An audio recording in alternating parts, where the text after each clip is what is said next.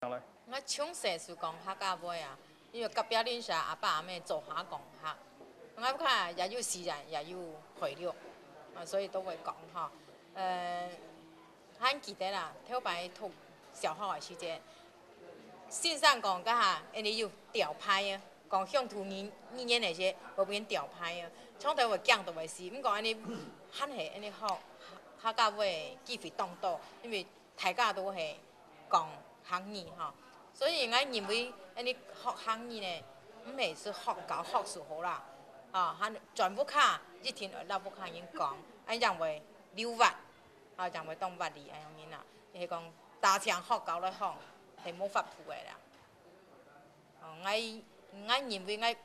像安尼俩出圈，是讲冇做好讲汉语落去呢，系咪真紧会失落去？那你客家文化呢，就当深入的，当深入的智慧哈。假使系冇流传下去，会抹强强。所以我当坚持讲，下来教你汉语。其实呢，教你汉语，相信咪会拄到讲，安尼无奈好的问题啦。安尼讲，学生就该教，佢转去冇讲，家长也冇来关心，佢前咱叫讲，会讲到当好啊。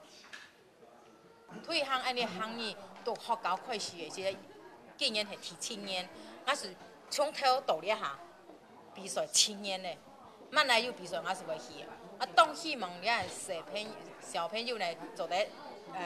透过咧种个比赛吼，本地我有宣传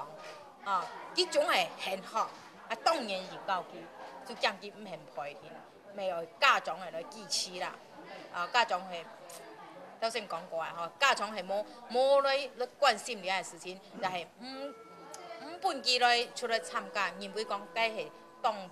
当麻烦嘅事情吼，咁样是唔错嘅，因为安尼行业嘅语言有非常多种吼，对汉白社会状态之间学外国语言，可能会对佢有动态嘅帮助。哦，所以我当希望社会，佢总会去参加，佢现来参加，啊，一天是会帮助佢。